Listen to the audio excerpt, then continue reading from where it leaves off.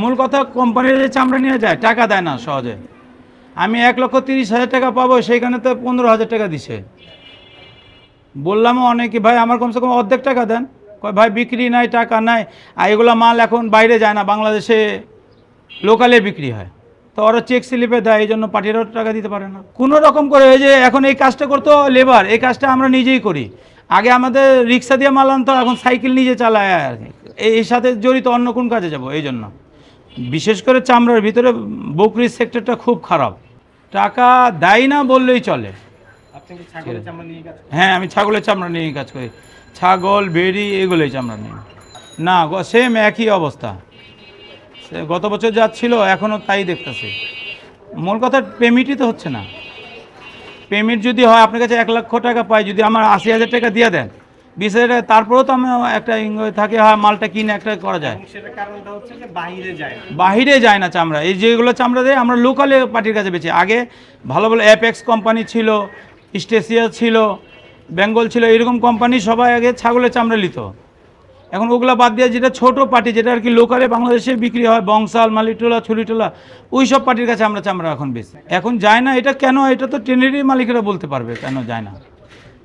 Costing খরচ দেওয়া ওদের পোষায় না, কি ব্যাপার। করোনার পর থেকে আর কি নিজে করতেছে। এখন হলো কি, যে মহাজন কাজ করতো সেই মালিকে তো মনে করেন গাড়ি ছিল, এক রিক্সাওয়ালার লোক ছিল, ক্যান্ডিং খরচের দাম ছিল।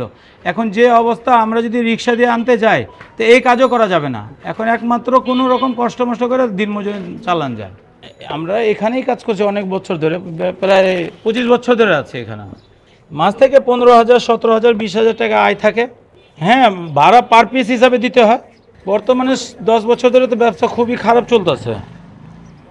আর বিশেষ করে এই বকরির চামড়ার ব্যাপারে আরও খারাপ। আমরা 5 বছর ধরে 12 মাস কাজ করি, অথচ এই কোরবানি আসলে কাজ করি না, মানে ব্যবসা করি না। চামড়ার কোনো মূল্য থাকে না। আর চামড়া যারা কাজ করে কোরবানিতে ছিঁড়ে ফেলে হালায়, কাট করে হালায় চামড়া। এইসব চামড়া আবার এক সপ্তাহের ভিতরে যদি না বেচি তো কোম্পানিরা তত আগ্রহ করে না এই চামড়ার প্রতি।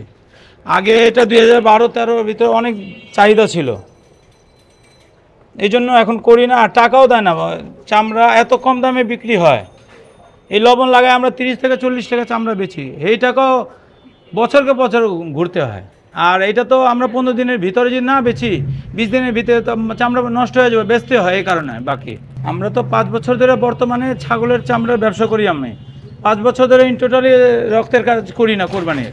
এই চামড়াগুলো যে আনলাম কষের দোকান থেকে আনছে, এটা 12 মাসের কাজ। আমরা ঈদের 3 দিন বন্ধ থাকে, ঈদের 3 দিন পর থেকে খুলে এই টুকটাক এই চামড়া আনি। এবারে দাম দর তো কোরবানিতে আমি কাজ করি নাই, তো এই জন্য আমি তো বলতে পারো। আর ছাগলের কেনা বেচা হয় নাই কোরবানি থেকে। ছাগল 2-4টা যাই আসছে ওটা ফালাই দিছে। আর কেউ, কারণটা কি, একটা মালের ভিতরে কোরবানির মালে, একটা মালে কস্টিং খরচ প্রায় 30 থেকে 40 টাকা পড়ে। যদি আপনি চামড়া ফিরিয়েও দেন তাও 30 থেকে 40 টাকা পড়ে। অথচ এখানে একটা কোম্পানি এই চামড়ার মূল্যই দেয় 40 টাকা, 45 টাকা, সেখানে আবার 10% বাদ দিয়ে। এই জন্য হয়তো কোনোটা লাভবান না, এই জন্য ব্যবসা মানুষ করে না। আর এই কাজ যে করতেছে এটা হলো 12 মাসের দোকানের, কষার দোকানের চামড়া। এটা আমরা 12 মাস কাজ করি জন্য, এই জন্য আনি। আর এটার ভিতরে মাংস থাকে না। এই চামড়া যদি 10 দিনের জায়গায় আমরা যদি 20 দিন পরেও বেছি, তাও চামড়াটা ভয় থাকবে না, কিন্তু চামড়াটা আমার নষ্ট হয়ে যাবে। আর কোরবানির চামড়া আনারি লোক কাজ করে, চামড়া কাইটা ফেলে, এই জন্য ওই চামড়া, বকরি চামড়াটা ই করাটা খুব কষ্ট হয়ে যায়, এই জন্য আমরা ছেড়ে দিচ্ছি 5 বছর। আগে তো সব দেশেই চামড়া এক্সপোর্ট হতো, এখন সব দেশে বন্ধ করে শুধু একমাত্র চায়না যায়। এখন বলে পার্টিরা কি ওইখানে তো কেমিক্যালের দাম দিনে দিনে বাড়ে, ধাপে ধাপে বাড়ে।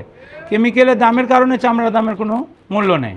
অথচ একটা জিনিস কিনতে জানো সেটা অনেক দাম, যেটা 2,000 টাকা দিয়ে কিনছেন ওটা এখন 4,000 টাকা লাগবে।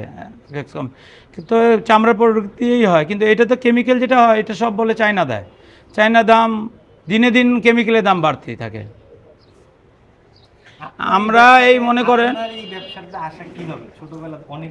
হ্যাঁ হ্যাঁ, আমরা মনে করেন এইখানে থেকে আগে কাজ করছি, কাজ করার থেকে আস্তে আস্তে এই ব্যবসায় নামলাম।